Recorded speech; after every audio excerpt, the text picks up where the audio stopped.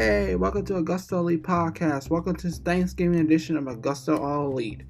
Well, because I forgot to take a break, so I'm doing this week. Then next week, I'm pretty much going to take a long break. I'm not going to take a long break. I'll be back next week. But I will take a long break starting, December 1st. And after that, how should I put this? You know what? I'm going to say this. December 1st, between December, December 4th, I will be taking my break. So basically, the last podcast for the year will be on December 3rd on a Sunday. So that will be the final podcast for this year till 2024. I just want to get this out of the way. That's where I end here and start my break on December 4th on Monday. And I promise I will be back in January 2024. So for now, let's continue with the podcast. Starting with Raw. Sorry for the interruption. I'm just trying to get on the way. All right, welcome to this week's Raw. War Games, whatever. Let's go to the go home edition of Survivor Series War Games. With War Games again being the theme of this year's pay-per-view, management booked one member from each team in battle right and entry advantage for Saturday night. Monday we saw Chad Gable take on Kei Nakamura. The Powers, Raquel Rodriguez facing Nia Jax, Lynch against Nia Lee. Lately, Drew McIntyre addresses the actions from last week established the Judgment Day. Let's go over what happened Monday night. We go to the open segment. We got a quick video package. Raw opened Drew McIntyre in the ring, caused booing, crowd booed, so everyone was going to listen to him. The Scots said anyone turned their back on him and was never a fan in the first place. He didn't give a damn about these fans. He ridiculed Jey Uso for never apologizing to the people he screwed over while he was in the bloodline. McIntyre spoke about everything he has sacrificed for his family, how Jey's family took the biggest moment away from him when he was able to perform in front of his family in Europe. He said he hasn't joined Judgment Day, but Rhea Ripley gave him the chance to get Jay Cage and going to take it. This brought Jay to respond. The Judgment Day show up and McIntyre provide backup. Jay eventually fights War Games Team 2. Adam Pearce said he didn't want anyone from your team to fight anyone would cost their team advantage on Saturday night. He also saw Babyface team pick a fifth member before the end of the night. McIntyre did a great job as part by this segment. Everything came felt somewhat forced to get two teams to have a stand-up. That would have been more useful at the end of the show, the start. So yeah. So Pierce, a lot of teams pick what member would fit on the show War Games advantage. So yeah. Yeah, pretty much. It's something we do. We got a Nia Jax versus Rachel Rodriguez. We got Mia Powerhouse this week when Jax Rodriguez fair off in singles match. Jax's size gave her advantage, so she was going to take control early. She trash talked quite a bit until Rodriguez made a comeback, sent her out of the ring, shoulder tackle. We now see Jax back in the driver's seat at the beginning, focus her offense on the back of her opponent. When Rodriguez tried, she was able to flip Jax up her shoulder due to damage she had taken. When she was unable to hit a powerbomb, Jax used the opportunity to hit her finisher for the win. This is better than expected. A decent irresistible force versus the Malball object kind of showdown. Rodriguez always looks over best when she's facing someone closer to her side bigger. She was the biggest highlight here. Nia Jax defeated Rachel Rodriguez. So we got a quick backstage set when Priest told Ripley he wanted to fight an advantage match. She said she needed to wait for McIntyre to discuss it as a group. Ultra Infamy seemed unhappy about this. Rodriguez had a nice quote, but yeah, whatever. Let's go to Becky Lynch versus Lee. Okay, before she entered the cage at War Games, Lynch had some personal business handling with Lee on Monday. NXT Women's Champion Leah Vec was in the crowd to watch Lee since they're involved in a feud right now. The match with Lee take control, but a strategic takedown from Lynch turned the tables, put the man in charge right up. Bolt regained the upper hand, heading to the break. Alright, anything. Lynch began to show some signs of life. They traced several big moves near falls before the man finally kept Lee down for the 3 count with a manhandle slam. It was a high competitive match, a genic one that made Lee look a lot better. She is on the main roster at this point. She needed a performance like this, even if she's standing up losing. When damage control showed up, the crowd started a fight. Lynch's team showed up and turned into a big brawl. So Becky Lynch defeated Lee. Okay, I got the loads again. Keep forgetting. So yeah, Lee having fused on Raw's NXT. It's a big step up for being on TV a little time this year. Okay, so the WWE brought back lighting graphics for Chinese Star's entrance. It's great to see. It's one of the cool AR graphics that company used. So yeah, So we got Johnny Gargano versus Ludwig Kaiser. Kaiser looks to prove that he didn't need Jimmy Vance's help to defeat Johnny Gargano when the two met for a mirror match this week. But Ciampa was a ringside backup for Johnny West just in case. Gargano and Kaiser, two guys who have been in the ring with each other dozens of times over the years, but they already developed great chemistry and know how to highlight each other's strengths. Kaiser did a great job setting up the opponent's fast-paced offense, while Gargano did the same for Pyramid member whenever he overpowered him. Both men are good at what they do. People were shocked they produced anything except a fun match for the amount of time they're given. Vince came out to help watch Gargano score the win, yet talent even seemed to have a bit of a smile on his face. So Gargano defeated Kaiser. So basically, the pronunciation of Kaiser's name is actually soothing. And, you know what? Like, Gargano and Ciampa have matching gear. It goes a long way making their team feel more long-term. And then with NXT, we got Kaiser's Rutledge Slam kind of look cool. We go to the women's tag team number one contenders fatal 4-way. It's weird. After being set up in a background segment, we got a fair four following 4 women's tag teams to find new contenders for the titles.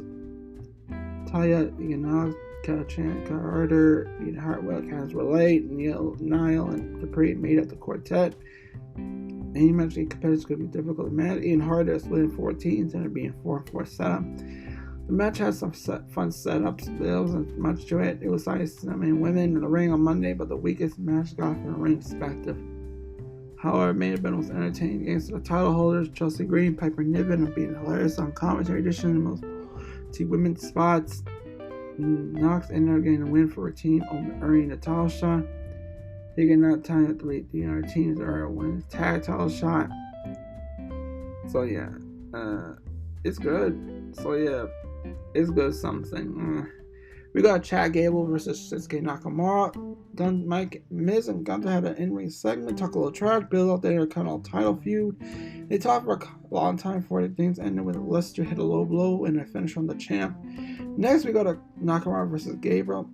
Recent weeks, the artists have been dismembering members of Alpha Academy, so the leader of the group felt it was their duty to put him in his place. Gable uses amateur wrestling skills to take Nakamura down a few times in the beginning of the match. They traded control back and forth a couple of times, but the pace during the first half was controlled by the Olympian.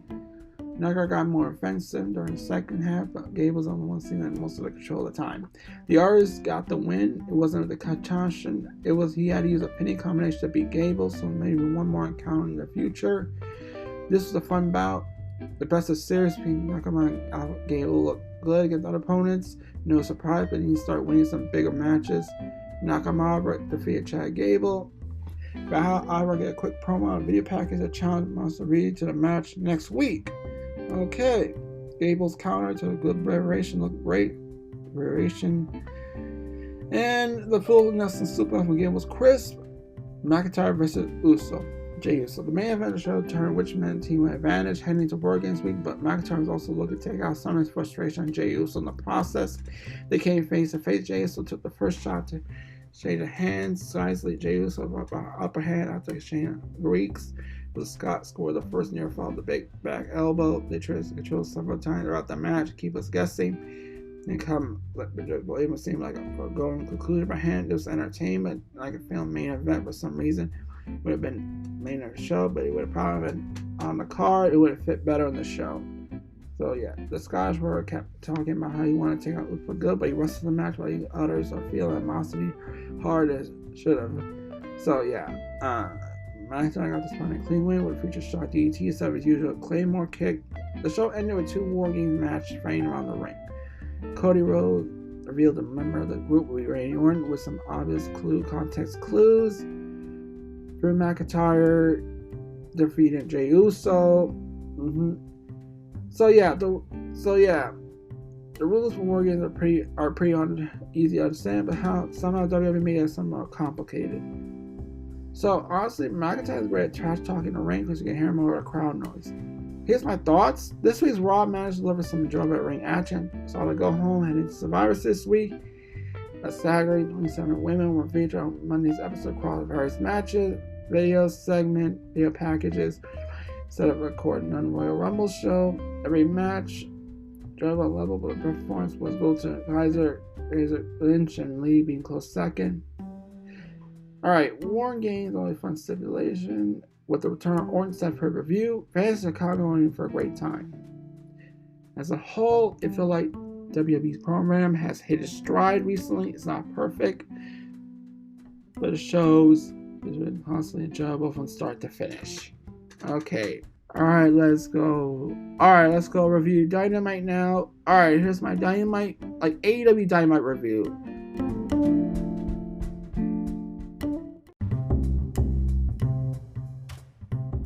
Alright, let's get to Dynamite now. Let's get to it. Let's start with this week's Dynamite. Alright, the Continental Classic kicked off this week with best wrestlers from the world rallying for the right to become the first ever AEW Continental Champion. With Eddie Kingston's never overweight Ring of Honor World titles at stake. The Thanksgiving Eve broadcast held the first section in turn, as well as the championship acceptance speech from Timeless Tony Storm, leads from Christian Cage. What went down, who earned their first victories in the first ever tournament, and what does it mean for Elite Wrestling and the build to the World's End on December 30th. We'll find out this recap of this Wednesday's show. Okay, Continental Classic rules lineup. We got the Blue Group, Andrade El Idolo, the American Dream, Bryan Danielson, Brody King, Claudio Castagnoli, Danny Garcia, Ring of Honor World Champion, Ron Chan, Openweight Champion, Eddie Kingston. The Gold Group, Lethal, Jay Lethal, Jay White, Ron Moxley, Mark Briscoe, Rush, Strickland. Now we already know the rules, so let's go to the match cards. For the Continental Classic Gold, the main event was Jon Moxley versus Mark Briscoe. Continental Classic Gold League, Swerve Strickland versus Jay Lethal. Continental Classic Gold League versus Jay Rush versus Jay White. Orange Cassidy, Hook, Casimiro Shibata versus Matt Menard. Jello Parker and Jake Hager. Ruby Soho versus Sky Blue versus Anna Jay. Timeless Tony Storm Championship acceptance speech. And Christian Cage re-Christians Nick Wayne and Luchasaurus. Let's start with some Continental Classic Gold League with Swerve versus Jay Lethal. On the heels of sadistic Texas Death Match, Full Gear, we saw him defeat Hangman Page. Swerve Strickland become the first competitor to win points in the Middle Classic, defeating Jay Lethal in the round robin tournament opener Wednesday night. It should be no surprise to anyone that Strickland and Lethal had a great contest. Each competitor spoiling each other's injuries, and with Strickland double stomp for the pinfall. Kicking out Diamond, most buzz-perfect star for the latest pay-per-view call. Strickland did not disappoint. The fans in Chicago behind green like a Norris Pot, making the opener feel like a bigger deal. Great start to the show. Strickland defeated Lethal. My thought for this match, that pop for Strickland was enormous. And second thing, Strickland and Lethal formed framework a match by targeting each other's injuries. Strickland's right shoulder, Lethal's right knee. Swerve is about the most organic babyface in this show. We go to MJF Clown Cole promo. The better for you, better than you, baby, and limp their way to the ring. Just days after MJF injured his hip, a successful AEW World Championship defense against Jay White, which tag team partner and Cole interfered and some banter. MJF made reference to the devil and interrupted by the mysterious masked devil, who simply laughed at his assertion that he wanted nothing to do with the people's scumbag. This brought out Samoa Joe, who MJF tried to screw out of the world title shot before Cole talked to him about being a man of his word. Eventually, a match for the World's End agreed to, but before Joe Rouse destroyed MJF in his hometown, take the gold. The biggest question of why Cole would be interested in MJF honoring his agreement with Samoa Joe for a world title match. It is inconvenient that when MJF grew close to that claim that he has, tapped by the Devil's minions, that's leaving the champ with no choice but to turn to Joe. We could be getting close to finding out who's behind the mask. We're surprised if some medical plan connected by that bit of Cole, or maybe just Jack Perry and his unexpected possible outcome. This is much more multi-layered segment that accomplished different things, and got MJF on the screen despite his injury. Good stuff in it. MJF Cole partnership appears to have Cole appeared 2 or 3 months ago.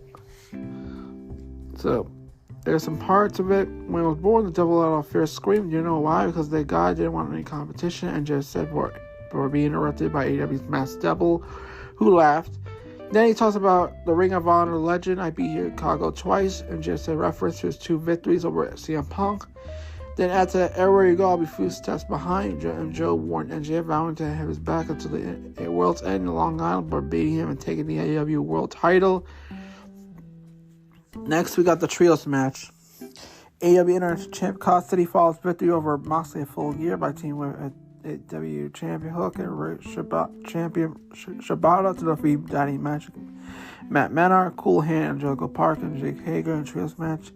There's a front bounce, but that left former Jericho Appreciate side members get a better shine. Board babyfaces exploited back into the secured the win by a red drum sweeper from Hook and Shibata. It's not further any ongoing stories or make anyone look better or worse than their prior match. It was a good fun. Beyond that, the feature will anticipate return of Don Hansen, who delivered a curse to Hager amid the big pop from the Chicago fans. Hook, Shibata, Cassidy defeated Hager, Menard, and Parker. Cassidy paid a mention surprise at a backstage incident when Don Hansen made his return. 3 weeks too late, but the return nonetheless. The parade may have been weak. The Halloween ill-inspired presentation was great. Don Hansen broke out Hager's favorite purple hat, and when he confronted the curse, the former world champion. We go to Christian Cage, Christian Nick Wayne, Lucha, and Luchasaurus. On the heels of Full Gear loss to Adam Copeland, staying dynamic that Cage led Nick Wayne, Luchasaurus in the ring when rechristening them.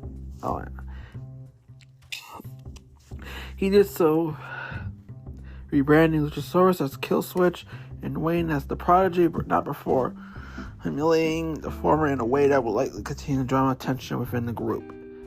Shayna Wayne, Nick's mom, erupted proceed, but ended up catching a rate blow from Killswitch for Katie's concerto. Anna Copeland made a save, delivered 2 spears, a concerto of his own, stood tall as commentary team came to cover up for the RH radar, started brutalizing a competitor from his own mother. This is an interesting segment. Cage is a great heel, but the Luchas are really to be branded as something more generic. What's the point of calling Wayne something he already has been referred to? So how did Copeland not realize Shayna wasn't right in the ring and attack her son when he slid right past her to wipe him out with the first spear? It's keeping the feud away so in a clunky fashion. Open leads to Copeland versus Cage at World's End. This is a quote. I can tell you honestly, secure that I did not lose that match. Cage said after building importance of admitting when losses. Nick Wayne did not lose that match. Luchasaurus lost that match. Cage ordered Luchasaurus a knee, proceeded to rename and Killswitch, then ordered Wayne to defeat and label him the Prodigy. One was fine, the other was a letdown considering the commentary team had repeatedly labeled him the Prodigy. Cage told Shayna that her late husband Buddy would have been disowned by his son. Go punch your car because your ship out to begin at Denny's. He told her the bump by Shayna into the ropes was nasty.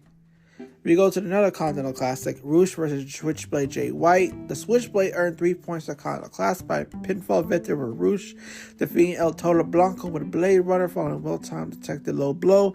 This was a competitive match between 2 men who did a solid job putting over physical exhaustion experience at disappointing nights at Full Gear. It puts out Jay White as a resourceful heel who will still find a way to cheat and win. Amy cannot rely on outside interference. Bullet Club, Gold Cronies. It was a big bounce back to victory for one of the top guys' company after losing to NGF at Full Gear. For Rouge, it was another disappointing loss despite a performance her solidifying as a premier wrestler in AEW. White push pin Rouge. And we go to backstage. Paquette caught up with Hager, met her Parker and RJ. The later asked Parker really in her corner in Knight's 3-way women's match. She said she would be despite receiving a phone call at the same time from Ruby Soho. It took long for the commentary to remember that Rouge fought in a ladder match in Full Gear just as worn down his way to a guy with one leg and a dislocated hip. Sky Blue versus Ruby Soho versus Anna Jay. The match was very good as it may have been thanks to a bunch of attention to going Soho Angelo Parker romance storyline. So much focus on that story and the interaction between two of them, so Rhea Matt Mono ringside actually about became secondary. Blue win was important, saying things are heading in the direction of a challenging start for the AEW Women's World Championship. But how Chase is being taken when her latest chapter love story succeeds or continue to rise. Blue defeated Jay and Soho. Prior to the match, Toyster made her championship ascent speech for her exit was cut off by rival Blue in the preparation at the Chicago native as a contender to the title. Blue's could be developed a real good worker. She not comparison to when she was a year ago, day and night. She's going to be a world champion sooner than later. Meta Rad saw her leg and night argument between himself and Saraya ringside on the other side of the ring. Blues kicked slow in the arms of Parker would make the matters worse. We go to the main event. Jay Briscoe vs. Jon Moxley. A long running show hampered the main event this week's broadcast while Jon Moxley defeated Mark Briscoe. They earned 3 points in the Continental Classic. More rush than was, but it's a grueling battle between former world champion and one of the most respected influential wrestlers of the last 2 decades. Briscoe showed great toughness while absorbing everything. Without him, was succumbed to Moxley to stomp in the second Death Rider match. Moxley when he felt like a conclusion to something that was so surprising. But it's time to start doing something meaning with the Briscoe because some high-profile losses do add up. Moxley defeated Briscoe. So, and this one started really late in the show as the commentary team promised. The show would go on until there's a winner. Moxley match with Blue. Even the Briscoe time and beyond necessary point only suggested 2 guys fighting cannot drum out drama on their own. Ridiculous consider who they are, how long they've been doing this. The crowd came alive in your fault, which Briscoe came out of Death Rider. Moxley delivered a stomp and tapped the spine with, hey, look at that, was a certain moment. My thought for this week is that the biggest show on Wednesday broadcast was kind of classic. It felt like it was a match that was shorter in time, especially the 2 that came after the opening due to the need to go long-winded promo segment of the show. The show was driven up to heavy segments that could have taken a lot less time. When it went down to it, was very good. It could have been more had AEW had not make time for either segment elsewhere. The show gets above average score because of in-ring quality. So yeah. This is my thoughts on this week's Dynamite. Now we go straight to Ring of Honor now.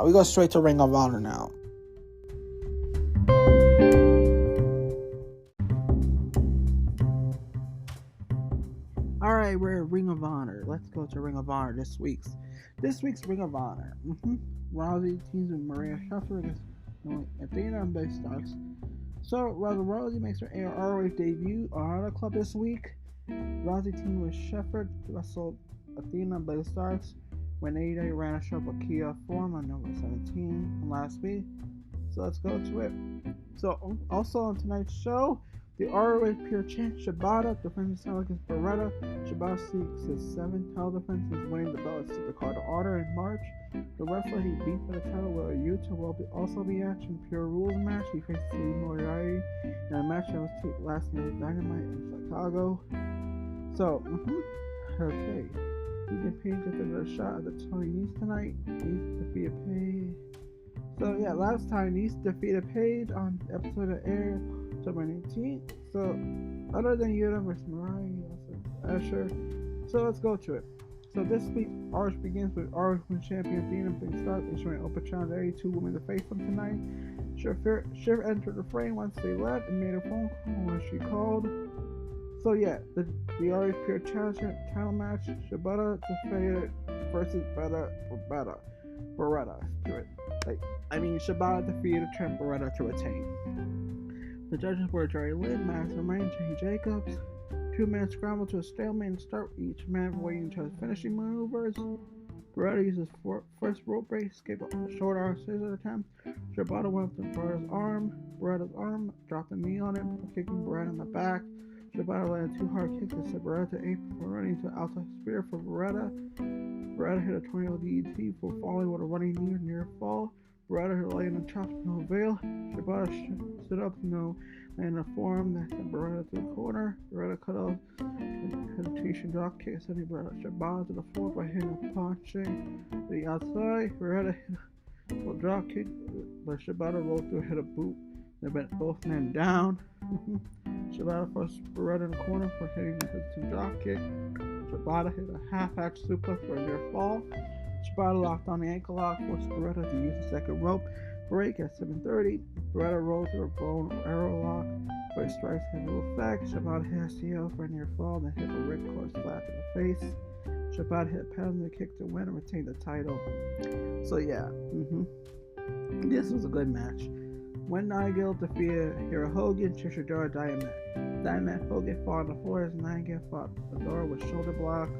Diamond covered Nightingale in the corner for Hogan hit dives Adora and Nightingale on the floor. All four women ended up in the ring with Diamond Adora powerbombing Nightingale out of the ring. Hogan took these two down to probably crossbody. Everyone laying shots to each other before the match broke down to Pier 6 brawl, ending with Hogan's super kick on Nightingale for near vault. Eventually Nightingale ended up alone in the ring with Adora, hitting the Bay with a powerbomb for the win. So we got Ethan Page versus Tori Nese. This was a very good televised feud.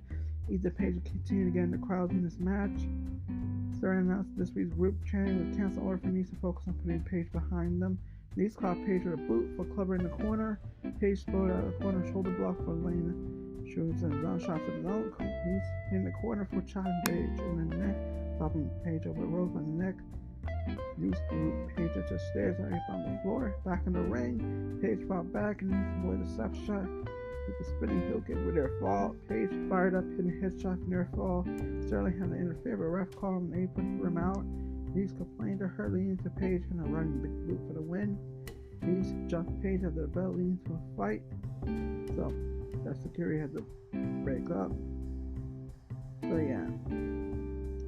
So there we go. Now we go straight to. We got a recap of the ROH World Champ Eddie Kingston retaining over the title with Jay Lethal.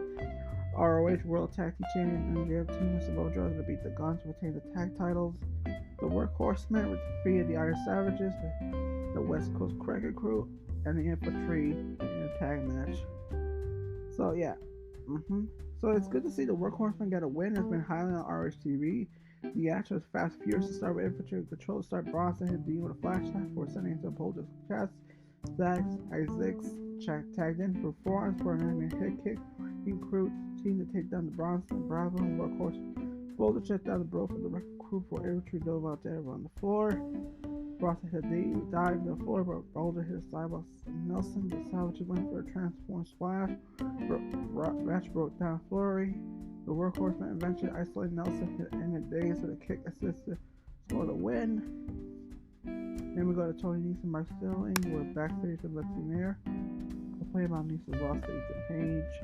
So yeah, And we go to Pure Rules match. Yuta defeating Lee Mariah. Judges were Jimmy Jacobs, Mastermind Pat Buck. Mariah caught Yuta biceps for translating to a double wrist lock. Yuta fought out for Mariah caught Yuta with a quick kick to the arm. Mariah grounding Yuta for locking the hammerlock blow. Arrow submission transition to a pinfall for a near fall. Yuta transition to octopus strike for hitting the right angle slam for the near fall. Yuta hit a bicep for laying a top roll spot for near fall. Yuta went for hammer and anvil elbows. He transitioned to a border stretch. Yuta escaped. Mariah snapped Yuta's fingers, booted him into the corner. Both men fought on top rope for Mariah laying a superplex. The two men trade punches. The full whip caused by warning for getting into a form exchange. They trade driver suplex with Mariah take off Yuta's arm. The border stretch.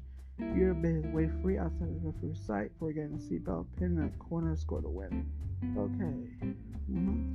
Lee Johnson defeated Rouser, Willie Mack, and Jack Cartwheel. Jack Cartwheel made a pressman here as he looks like someone going from both for Ring of Honor and more appearances. The move came quickly after Mack cleared the ring. Cartwheel took the match before. Cartwheel hit a picture. Big Southgate special before Finn Rossi. To the back, who fought the back. Johnson cut Cartwheel to the floor before Rouser cut Johnson with a catch Johnson for calling Mack to the ring, throw hands. They try shots, but not.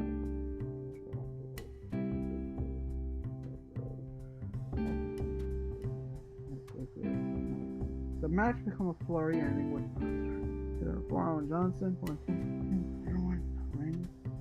Cartwheel has fought over for and of course was sent from the ring. Last line got side by Mack Rouser and Max to the floor, but Johnson caught him with Simpson flip for the flash button in the win. So we got Ethan Page was backstage with Samir. Page was furious that Tony's Mark Stern was trying to call the shots on his career. Reese was not man enough to shake his hand. Page knew that issues weren't done until Reese shake his hand. So Maria Sheffer now the main event. Sheffer and Ronda Rousey versus Athena and Billie Starr. This was a fun match as the crowd was red hot from the jump. Rousey looked better than she did in the majority of her second run in WWE. There was a real buzz to the match. One enemy.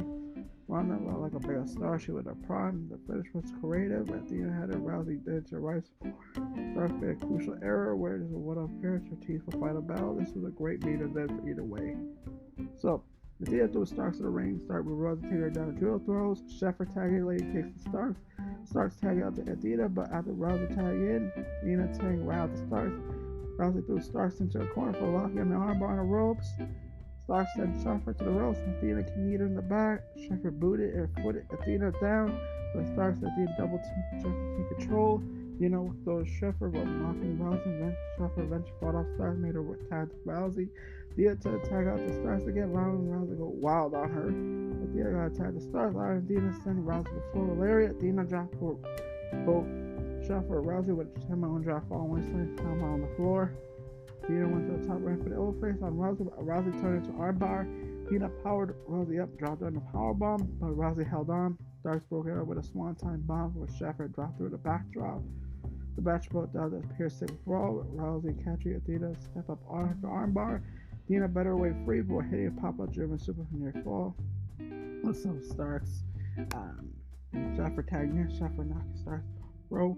Athena started to catch a Sheffer pop-up position. Rousey Wait. RB leading to Sheffer. Athena to slow down Rousey to the fall. Rousey probably Rousey fall. Happening at those sauce. Sheffer in fall. Athena. Heartbreaker, Guevara, stress core, special your phone, Rousey broke up.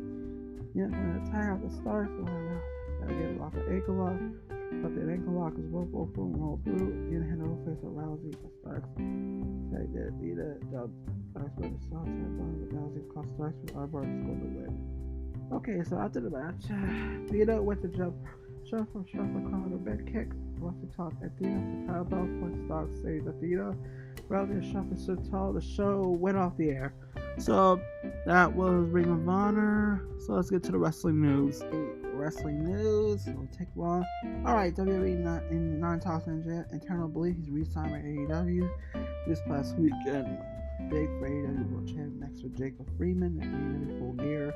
The Wrestling Pro Wrestling Party successfully retained tag team alongside partners.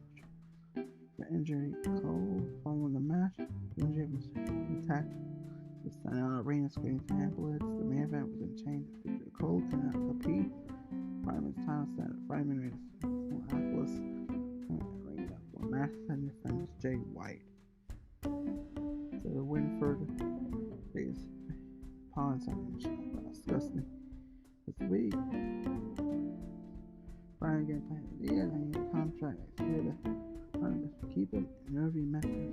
Things like AgostoAllElite from the whoever awesome the most money. Of course, throughout the year, Friday occasionally is a great bidding war for the hype of upcoming free agency. So yeah. So hospital they have for several WWE sources believe Friday quietly resigned with WWE. One WWE source stated that they had zero talk between the sides and for the idea for Ryman said that in the free agency immediately to fall narrative. They believe he has resigned for 2027. This is a clean into his head storyline. Another source said another WWE story I was told a while ago I was under a no long-term deal, which is why they stopped pushing 2024 stuff. Update. Now, yeah, that's true. NJF is definitely signed to a 2027 deal. So yeah. And yeah.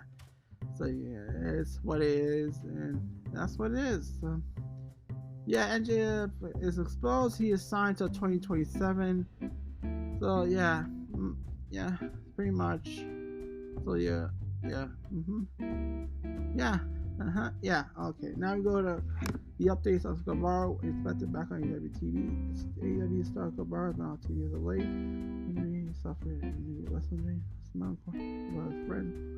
Guevara is expected to be out for much longer, speaking to Muscle and Malcolm. sure. It might be able to see it. He's back in action. Delso says he's feeling a lot better. Return Inman. I definitely thought he'll be in Dynamite recently and free fight. Get it back yet. I know he wants back in a major way to see wherever time he takes them. So when Guevara returns, it's inevitable that Guevara's unfinished business must resolve the matter of lockup. So Eric Bischoff weighs on Will Ospreay signing with WWE. On the latest episode, 83 weeks, Bischoff talks about signing Ospreay despite the parts to the parent star in WWE. And aside said that an announcement had a lot to do with his personal goals, where there was a lot of money on the table, both companies. So you have two companies that were, since both of them offering you such amount of money, personal choice, do your career. I'm not there, and since there's certain things, depression. Many people that some they stay in touch with. There's a lot of freedom there. There's a lot of frustration that you get frustrated about. I think for a guy like Will Ospreay gonna come in, I don't want to say dictate his future, probably a lot of influence at WWE.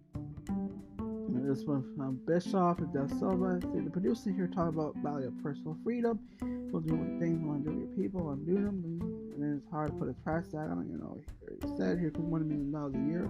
Work office in New York City, 5 days. He talks about that most about corporate structure and WWE. I'm gonna say that. And it's also where Ospreay signed with AEW because they promised something like Tasha. It's attacked it. He said no, it's no unlikely, it's not gonna happen. And like Bischoff says, it's like people can change. Ospreay made a change. Like basically, you peaked and you're young, so you got an opportunity. Changes are changed. So that's what Bischoff's producer said. So yeah, that was wrestling news. We got all the way. Let's go straight to SmackDown review.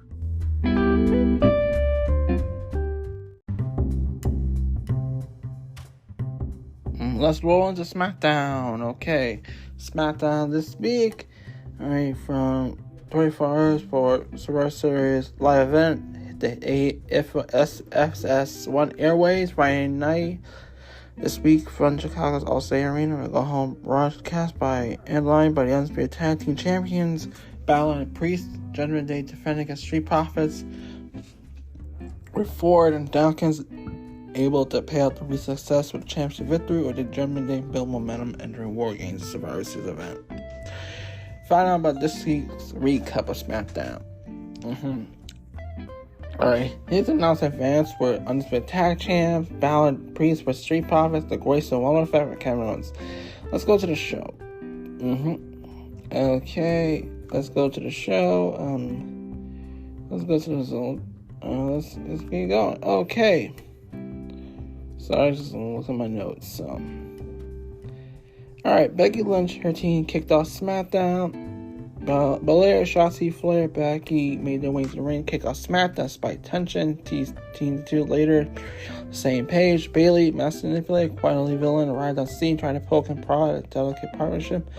Leads to the making of a main event later on Snow Show, pitting the Queen, the Man, to the Damage Control War Games team. This is essentially any ever show opening segment on the ninth main event. This one had a little bit of substance, with teaser main tension between Flair and Lynch. The absent Asuka, Dakota Kai, Asuka saying backing out the role model, but still very uneventful in the ring promo start the show. Could have been far short backstage invention.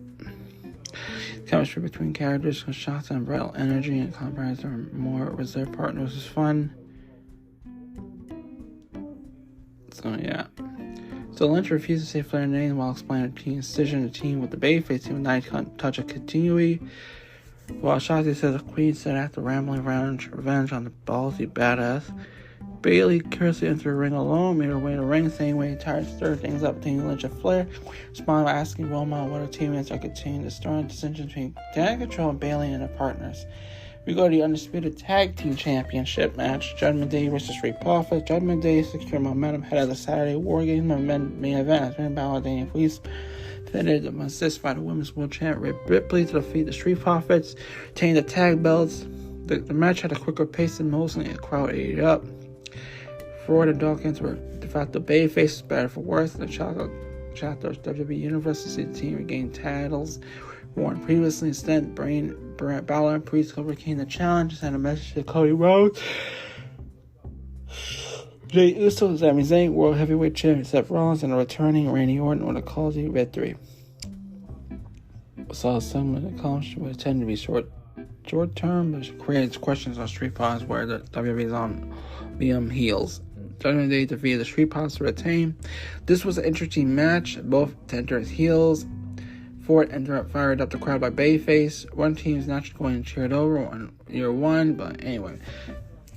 So we saw Priest body Ford. Now, prior to the break, pending the challenges and defense enter a commercial. We got Ripley interfering to get Price and Balor to win. By Lashley Beef, I watched backstage, interviewed, infuriated about the outcome.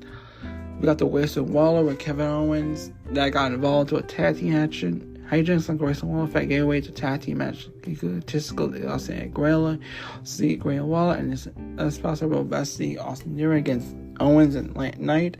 The two got the best of them in recent weeks. The match showcased important guys instead of fast important case. Serious guy carried the show was red hot for baby faces at night.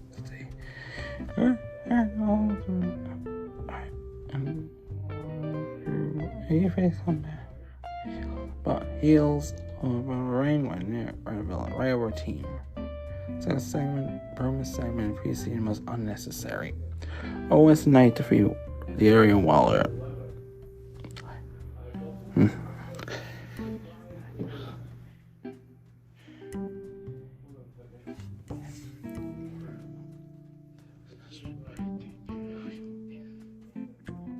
We got a nice video pack on Dragon Lee. Clear sign out, explain his background, giving an opportunity to build a connection to the WWE Universe. Make funny jokes on your butt and never look better. Owen said, pointing at Theory, Justin, and him. You know what happened? It's his son. Owen said, four-shot rival Illinois received a deafening pop. We go to Santiago Escobar attacking Carlito. Santos Escobar erupted Carlito's promo Friday night. I ended the segment with add intro and insult. Change the insult to Spanish in the instance by Scar by the Rey Mysterio is gone forever. Let's raw sneak attack by the heel, like Carlito clutching his arm, teasing he won't be able to compete inside his scheduled match with a former LLW teammate. Backstage while commercial break, Escobar the fur injured Carlito till Dragon Lee made the save, ending the heel off. Team had potential change of the surprise lineup. This test was great. Escobar was already one of his hated guys in the company. Lee stepped up to defend the LWO about being an official member of the faction. At this point, it's a great way to build his presence on the show.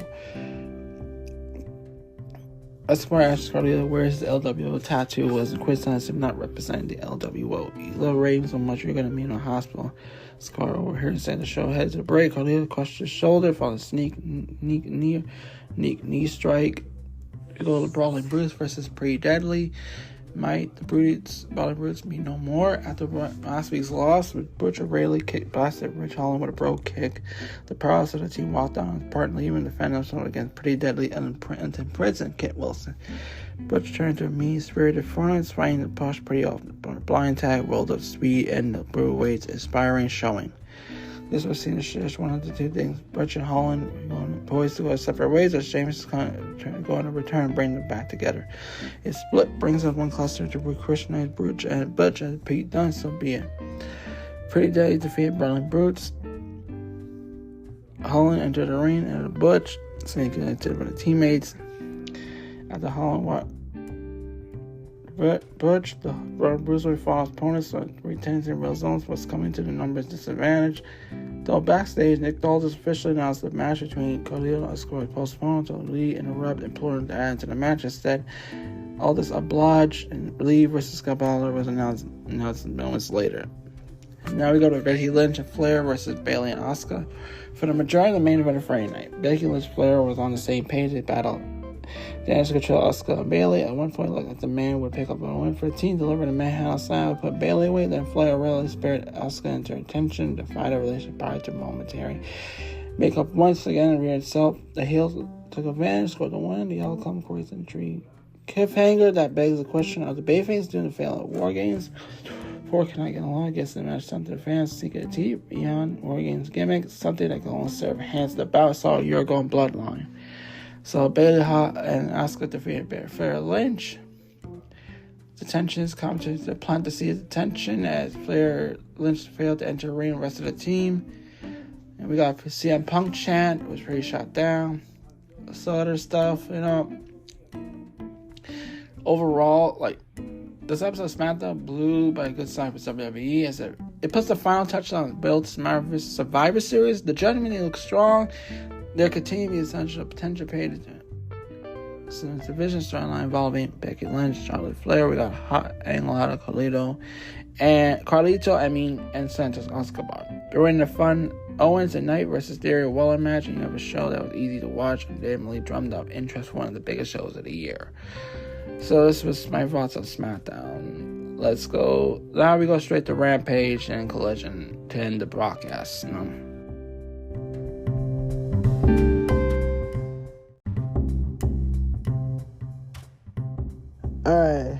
Alright. Let's go to Rampage. Alright, Rampage. Yeah, Rampage. Alright. We go to the live coverage of Rampage. Okay. Recap this week. Collision and Rampage are completed. So, yeah. We have...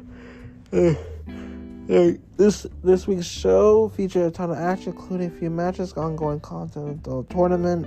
Also saw Shibata defend the Orange Pure Champion against the former champion in his own right, Utah. Let's look what went down this week on Saturday. Let's start with Hook versus Nakamura. Rampage aired for Collision in an earlier time. Usually, Hook came to kick off the show with a match against Romero. This was a great example of how AEW is skilled performers at all levels. Hook is still getting a career off the ground. Romero's a journeyman who's won all the titles over the world.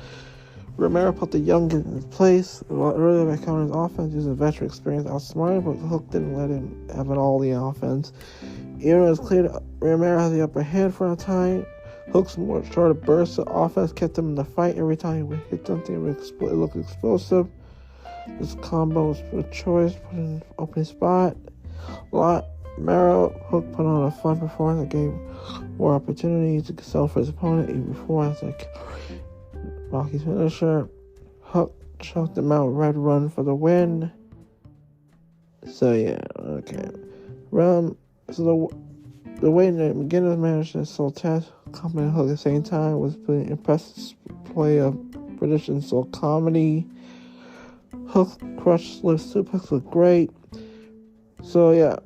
It is a good thing they showed cut to commercial when he did a spot where Romero tried to run Hook to the ring. Didn't look so good. There we go. Next to Chris Chandler versus Diamette. After losing the TBS title full gear, Chris looking to get back to her winning ways at a match against Diamette. This is the first meeting of singles bout, but Diamette doesn't get a hold of win over a standard tag match. It started with a simple lockup, strange holds, aggression, how they perform each move, but they were kept things respectful until Diamette decided to be the one to strike. TS came out to watch stage, but the Undertaker stretching and slowing that down. She had upper hand during the first half. The second half was much more competitive. There were a few moments of awkwardness. As a whole, there was already and it gave Diamond more time to ring than she had on AEW TV a long time. Sandler picked up the win and assist from Langan after the match. When Martinez tried to attack, this likely will lead to a tag match. Sandler defeated Diamette. Stat looked more serious than usual. She looked angry, which is understandable losing the title. The Big Flair energy drink ads are on the stage, distracting. Sandler really good at acting with just her expressions. You can tell how her character feels. The Kingdom versus local talents. Kabosh, Shibata versus Utah. The Pure Championship. Natavian and Bank Bennett gave a promo about Adam Cole and took on local talents. A quick match. Kingdom won what appeared to be a North effort. The Kingdom defeated two jobbers. So the main event on Rampage was a Pure Championship rematch between Shibata Yuta, Lynn Jacobs, Christopher Daniels. So the judges on the stage after the announcement right now the rules made instructions on the current former Pure Champions lock up. As expected, this felt more personal than the previous encounter. Yuta wanted to prove that he's learned enough 8 months since the match at Supercard in order to defeat the wrestler. Yuta ended up winning to reclaim the Pure Championship. He had to resort to a low blow to do it. This This helped keep Yuta looking like a heel, protected Shibata a bit. He offered the handshake for a second low blow on DDT. It was a great way to end it. Yuta defeated Shibata to win the Pure Championship. We got a great video package for Daniel Garcia for this match. Honestly, there's something special about Shibata's music, so different from most wrestling things. Sets him apart, really fits his whole vibe. Let's talk about Yuta. The way Yuta carries himself is completely different from a year ago. He has a new swag, a lot more confidence. He is no longer just a good technician. He's an all-around performer now. That's good for Yuta. Now we go to Collision now. The Collision part of the show now begins. Daniel Garcia versus Claudio Castagnoli. It begins as Garcia Castagnoli competing in a match in the blue bracket in the Continental Classic tournament. For Garcia, this is more just winning some points. He was someone a lot of fans feel should have been in the BCC. Put in a JSS instead, became a sports entertainer instead. Now Red Dead, like the previous more than just a funny dance. He wants to show everyone he's one of the best in the world. Like Castagnoli gave him the chance to do that. Expected it was a fantastic display of technical ability for both men. It was that they were telling similar to Garcia versus Shibata. They were the veteran versus young talent. They were told stories different way. Yuta wasn't the underdog, but Garcia was. Garcia survived a lot, but he was only able to kick out of their powerbomb from Swiss powerhouse. Claudio Castagnoli defeated Daniel Garcia. Castagnoli's counter guillotine was great. Castagnoli swung Garcia to barricade. Looked nasty to me. Versus the boys. House of Black versus the Commander and Gravity. Killswitch took on the boys in a handicap match, one-sided. It was short. The masked man made quick work of the twins. Broke a chair when he chokeslammed one of the twins after the match. And Copeland rider to prevent them doing more damage. Copeland hit him with two concertos and a curb stomp. The match was shortened to the post-match attack, but it got Copeland to pop the crowd, served the purpose. Copeland gave up backstage promo after the break. Killswitch defeated the boys. So the House of Black was an answer to Buddy Matthews. Malachi Black took on the team with great gravity, commanded. The High Flyers had a few opportunities to show up the skill. For the most part, this was a dominant performance by House of Black. Both Black and Matthews became frustrated, losing at full gear. Feel like they were extra vicious.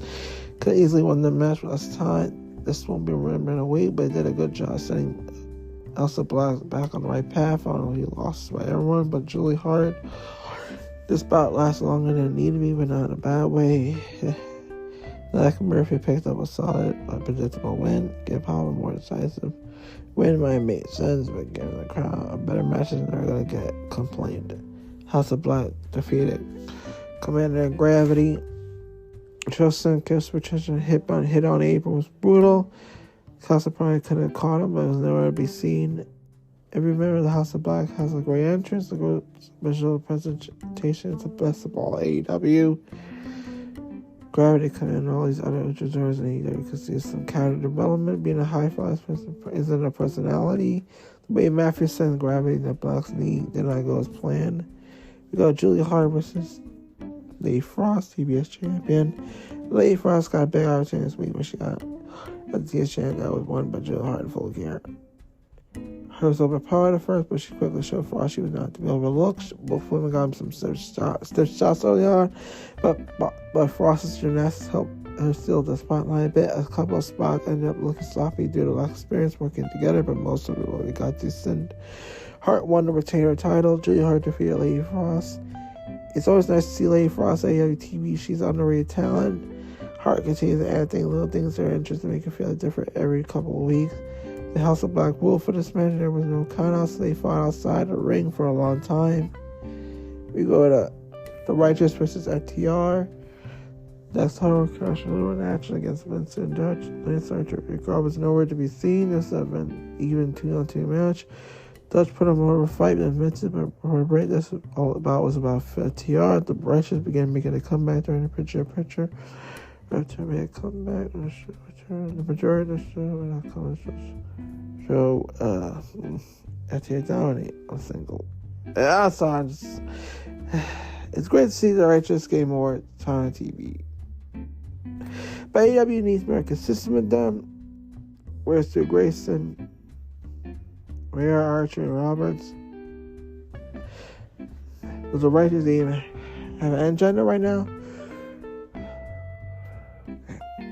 After a fun but basic tag team contest, FTR scored a win with Shadow Machine. Matthews Black came through the crowd, did not tag, they just taunted FTR.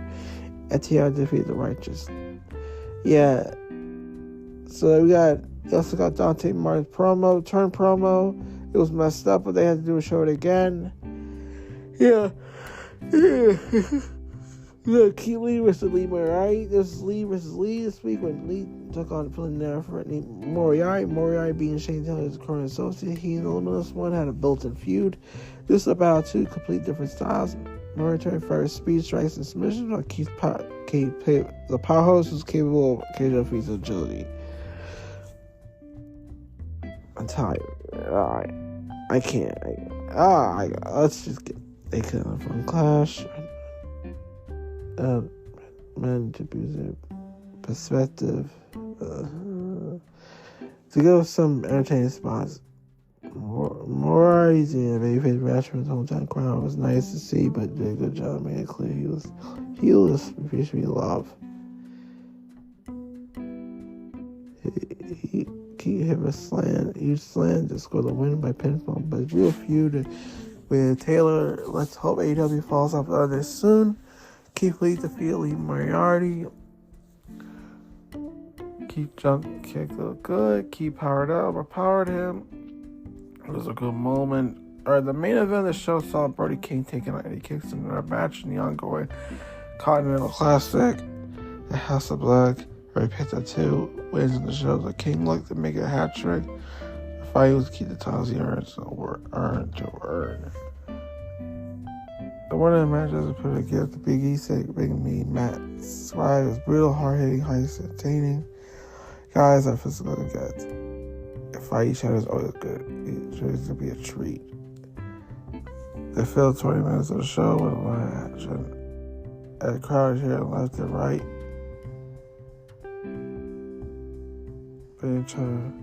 Hell.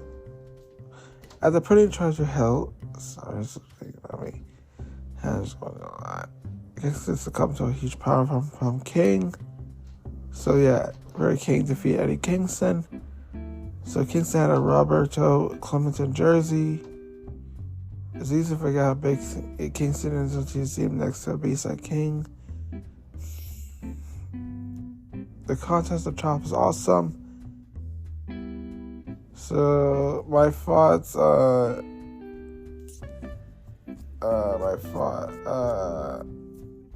is what I'll do here. Let me hear my thoughts on Rampage Collision this week. It's a bit of in-betweener. It was okay. It was a good show. They put a great effort. So yeah, Rampage Collision was good. So yeah, it was pretty good. Yeah. So yeah, this is AgostoAllElite Podcast. I'll see y'all next Sunday as usual. I'll see y'all. Oh shit. I'll see you probably the last Sunday because next Sunday will be the last Sunday. Because it's going to be to my big break. I'll be probably back in January. So see y'all later.